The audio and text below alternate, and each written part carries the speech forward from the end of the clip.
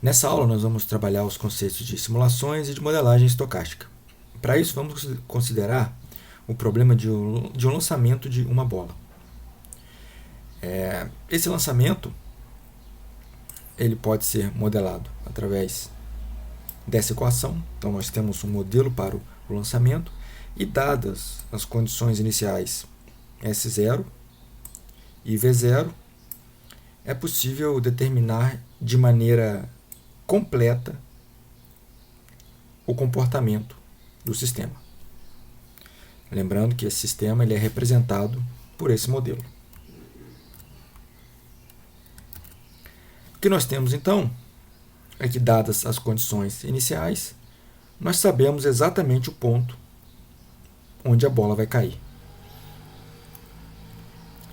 Porém, existem algumas condições e alguns problemas onde não é possível determinar o comportamento completo do sistema que nós desejamos modelar.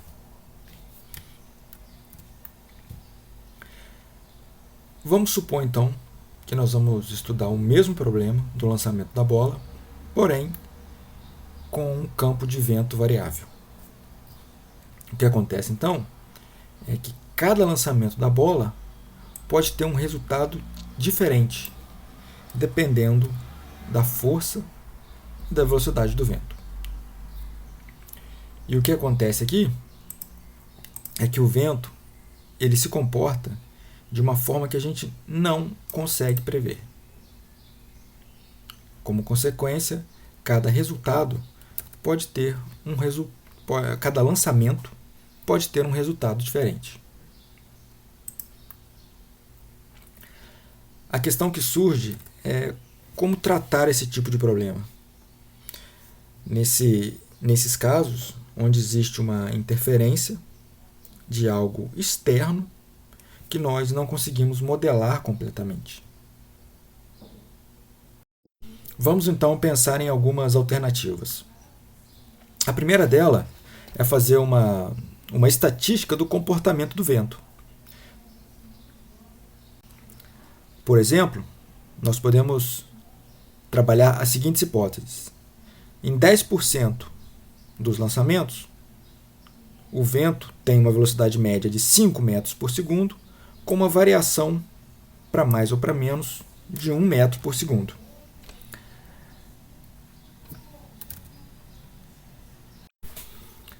Em 30% das ocasiões, ou em 30% dos lançamentos, a velocidade média do vento é de 10 metros por segundo, com uma variação de 1 metro por segundo para mais ou para menos. E em 60% dos lançamentos, temos uma velocidade de 15 metros por segundo do vento, com uma variação de 1 metro por segundo.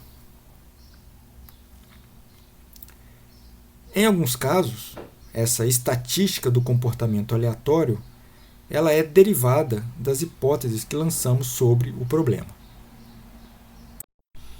Aqui nós observamos que essa estatística, construída para a velocidade do vento, ela pode ser derivada da observação do comportamento, porém, nós também temos que levar em consideração que essa observação ela pode ser limitada, e assim não representando completamente o comportamento do vento. Vamos então a alguns exemplos. O primeiro exemplo é o movimento browniano. Em 1828, Robert Brown ele observou que um pequeno grão de pólen se movimentava em um copo d'água sem que houvesse uma interferência externa. Então ele lançava aqui um grão de pólen e esse grão de pólen começava a se movimentar.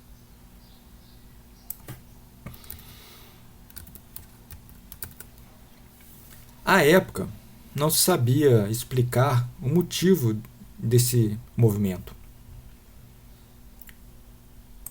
Uma das hipóteses é que o pólen estaria vivo.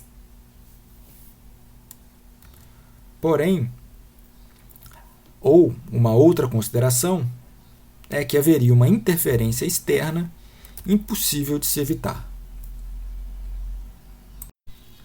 À época, o primeiro modelo matemático foi desenvolvido pelo Albert Einstein em 1905. Durante essa época, ainda tinham-se muitas dúvidas sobre a existência dos átomos e das moléculas. E esse modelo ele foi usado como um argumento favorável à existência dos átomos. Neste exemplo aqui, a propriedade estocástica do modelo ela é derivada das propriedades físicas. Hoje, nós sabemos que o movimento do pólen, ou a ação externa responsável pelo movimento do pólen, é o choque entre as partículas de água, ou entre as moléculas de água. E o modelo mais comum, usado hoje em dia, é o modelo de Wiener, proposto na década de 20.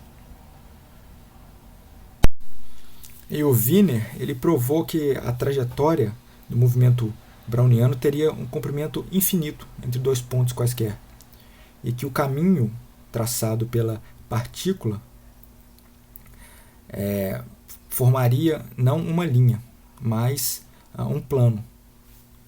E depois de um certo tempo, ou de um tempo infinito, ela percorreria todo o plano sem deixar de passar por nenhum ponto. E atualmente, esse modelo, desenvolvido pelo Wiener, ele é usado como base para modelos de finanças e modelos de sistemas de filas. Aqui nós temos um outro exemplo, que é o projeto Apollo, que levou o homem à Lua. A navegação do foguete, ou da nave, é de extrema importância para manter a trajetória correta da Terra até a Lua. Porém, existem incertezas quanto à operação da máquina. Então, aqui nós temos a posição da máquina, que é xk, que ela é atualizada em função da posição anterior, porém, existem incertezas quanto à operação da própria máquina. Além disso, existem incertezas quanto aos instrumentos que são usados para detectar a posição da máquina, ou o estado, chamado estado xk. Essas incertezas elas podem ser modeladas dessa forma, e são chamadas de YK. Neste caso, foi usado o filtro de Kalman para obter uma estimativa do estado xk, ou da posição do foguete, minimizando a interferência do ruído.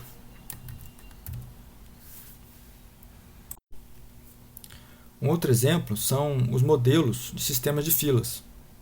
Aqui nós temos um exemplo de processamento paralelo encontrado em servidores web. Aqui o cliente chega com a sua demanda, ele vai para uma fila, como é essa mostrada aqui, e após passar pela fila ela tem a sua demanda atendida por um dos elementos. Algumas incertezas elas vão aparecer porque nós não sabemos exatamente em que instante cada cliente entra no sistema. E aí, fazemos algumas hipóteses sobre o comportamento da entrada dos clientes para determinar esse processo de entrada.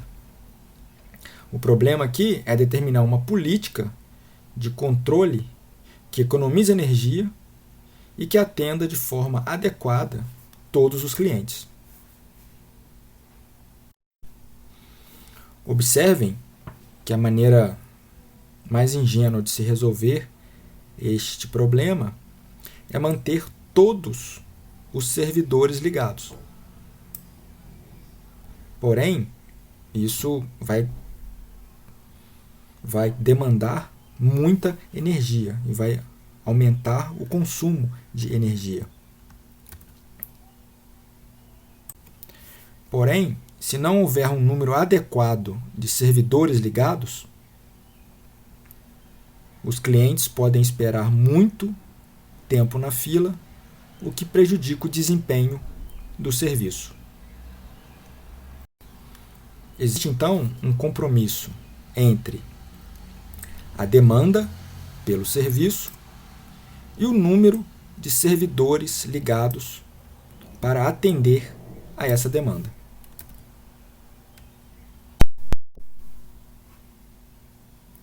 Os modelos onde se pode determinar o comportamento, dadas suas condições iniciais, são chamados de modelos determinísticos. E aqueles onde isso não é possível são chamados de modelos estocásticos. Tratando-se dos modelos estocásticos, nós podemos estudá-los da seguinte maneira: usando modelos matemáticos, onde se utiliza a teoria de processos estocásticos para determinar as equações que descrevem o problema. Também podemos usar simulações computacionais, onde nós simulamos o comportamento do sistema computacionalmente.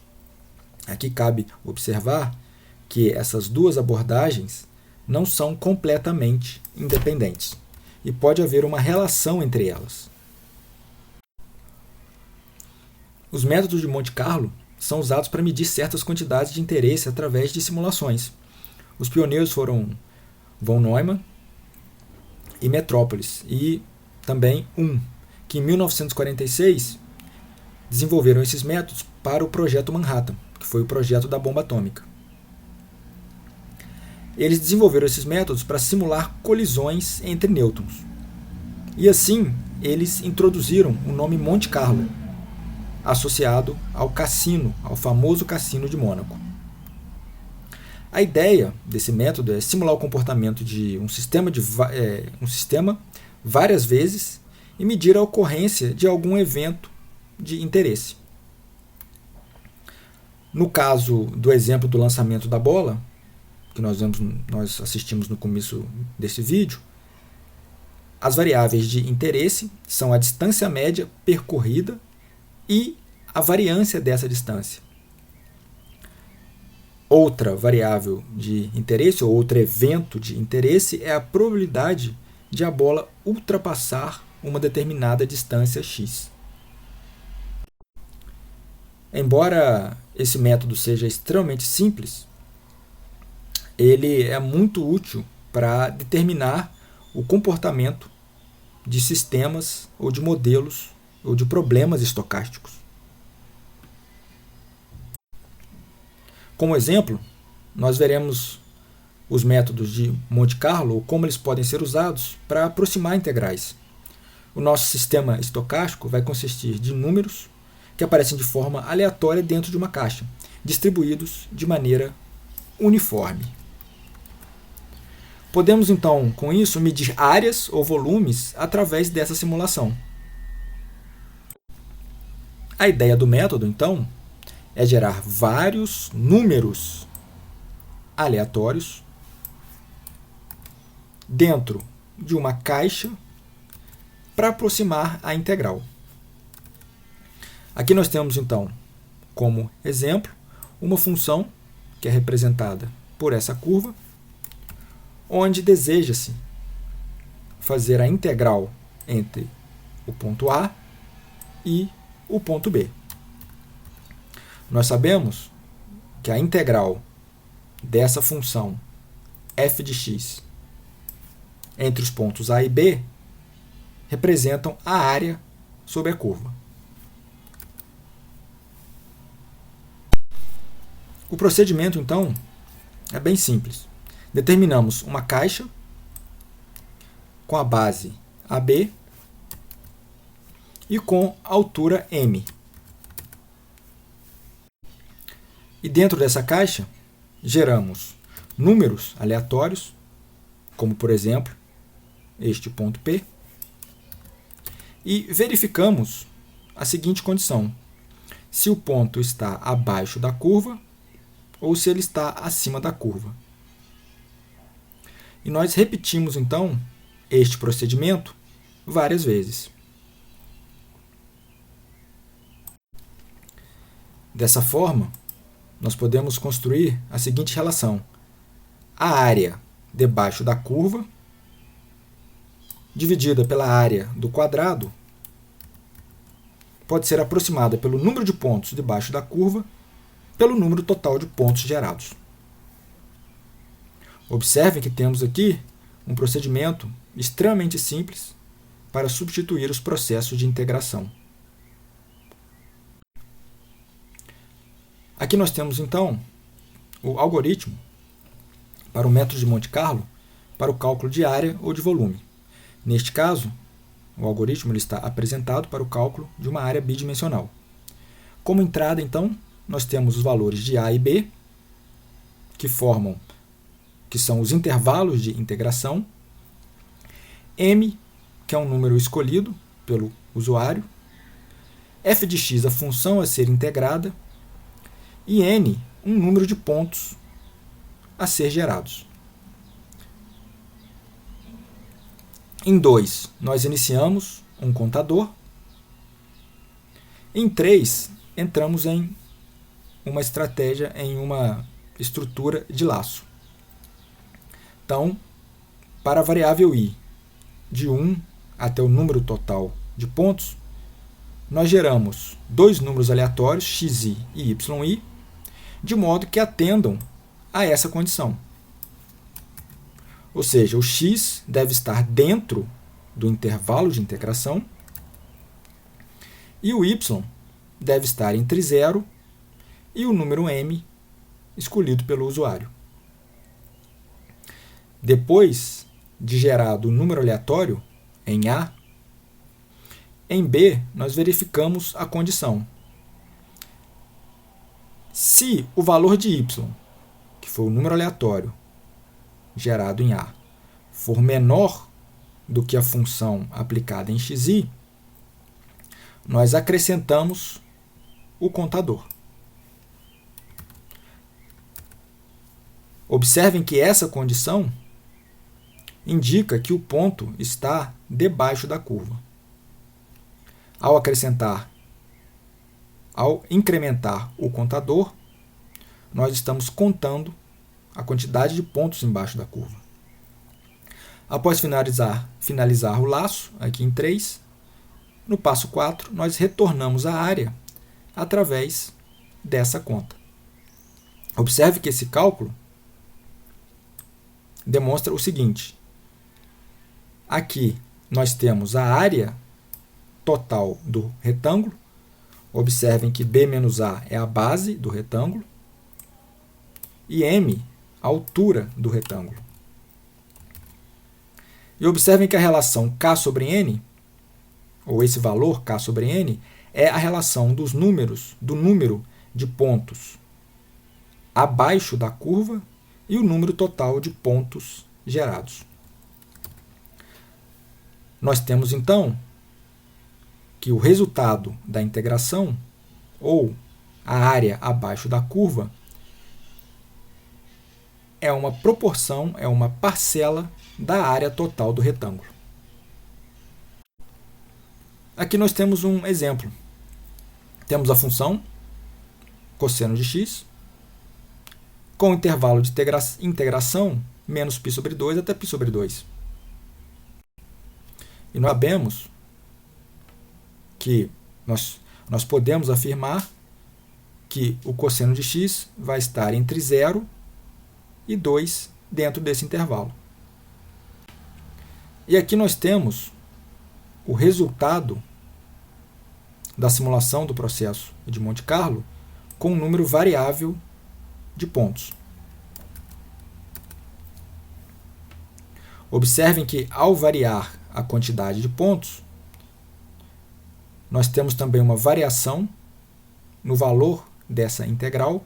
Observem que, ora, ela é maior do que 2, ora, ela é menor do que 2,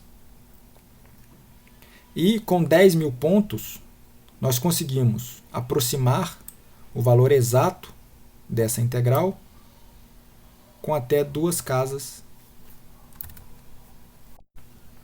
o que resulta um erro aqui da ordem de 10 a menos 2. Nós também podemos usar o método de Monte Carlo para o cálculo de volumes. E aí nós temos uma estratégia que é similar. Nós temos então aqui uma função em 3 dimensões, a função f de xy. Determinamos então um paralelepípedo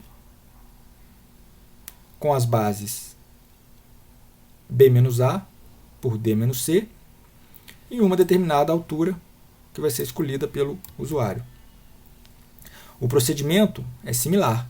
O volume abaixo da curva, que é a integral de f de xy, dentro desse intervalo, desse limite de integração, o volume abaixo da curva dividido pelo volume da caixa, ou essa relação, é a relação entre o número de pontos abaixo da curva pelo número total de pontos. O algoritmo também pode ser escrito de maneira similar. Porém, em relação à entrada, nós temos aqui os intervalos de integração para x, temos os intervalos de integração para y, o valor m determinado pelo usuário, a função, que agora é uma função de 2 variáveis, e o número de pontos. Usamos o mesmo procedimento, porém, ao invés de gerarmos somente 2 pontos, nós vamos gerar agora 3 pontos, x, y e z, onde i indica a iteração. Então, as condições ou os números que são gerados, x deve estar entre a e b, dentro do intervalo de integração para x, y deve estar entre c e d, o intervalo de integração para y, e a variável z deve ser gerada aleatoriamente entre 0 e m. Observando que esses números aleatórios devem seguir uma distribuição uniforme, ou devem ser gerados uniformemente entre esses intervalos. Para exemplificar, nós temos então que x é gerado entre a e b, e y é gerado entre c e d. Nós temos então aqui um ponto. E o z deve ser gerado entre 0 e m, que é a altura desse paralelepípedo. E a condição, então, que deve ser observada é se esse número aleatório z ele está acima ou abaixo da curva. Retornando ao algoritmo, verificamos a condição. Z, então, se for menor do que a função, nós temos que o ponto está abaixo da curva e acrescentamos o contador. Ao final desse laço, nós retornamos o volume, onde nós temos nessa região indicada de vermelho o volume do paralelepípedo, e aqui nós temos a relação entre os pontos abaixo da curva, K, e o número total de pontos. Mais uma vez aqui, nós temos que o resultado da integral é uma proporção do volume do paralelepípedo.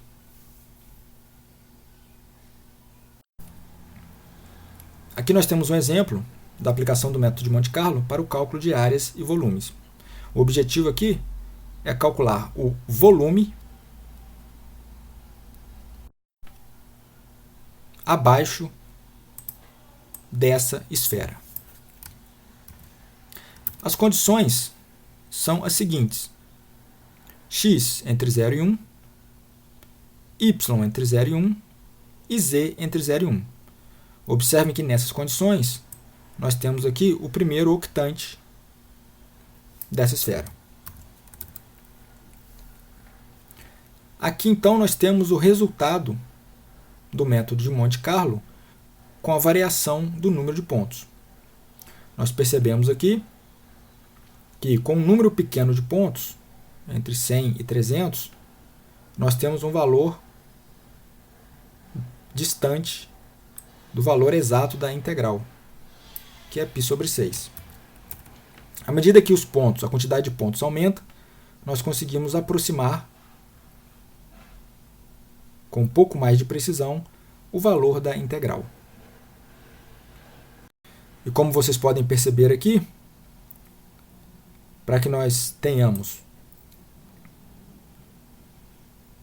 um valor com uma aproximação razoável para o método de Monte Carlo, nós temos que usar uma quantidade relativamente grande de pontos.